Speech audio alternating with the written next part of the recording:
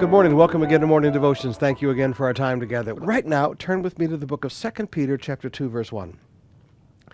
The Apostle Peter says, "But false prophets also arose among the people, just as there will be false prophets among you." Now, Peter said, listen, grow up, take off your rose-colored glasses. There will be, not there might be, there will be false teachers among you. They're going to be not just false prophets who, dress up like sheep. They're going to be teachers, people who stand up in front of you and teach that will be false, who will secretly bring in destructive heresies. Now notice, they don't just bring their big destructive heresy out in front of everybody. It's secret.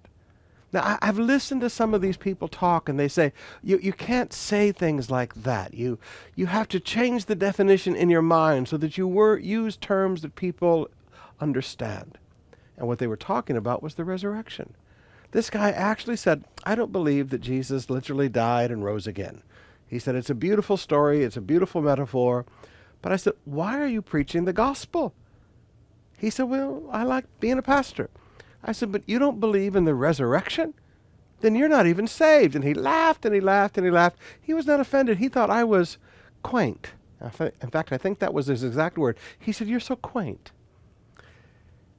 They look at you when you believe in the literal physical resurrection of Jesus as if somehow you're intellectually deficient, that you are a moron. But I said, you stand up and teach people about the resurrection. Oh, yes, I have many sermons. Every Easter I preach on the resurrection.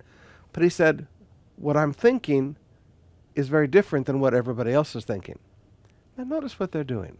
They're secretly introducing destructive heresies. People who come along with a false doctrine, but they change the definitions of words, they change the meanings of phrases, they change precious subjects to us, and they bring in destructive heresies.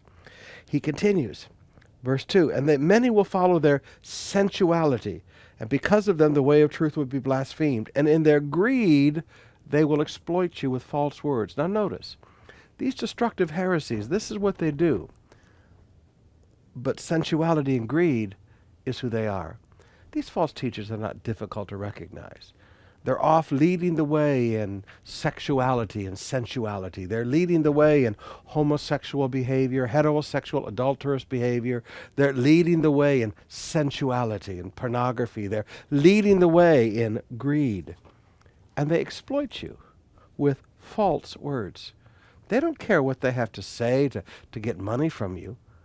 They use false words and false stories just to get money out of your pockets.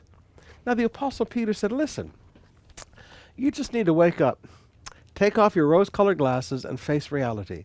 This is the real world that we live in. There will be false teachers among us.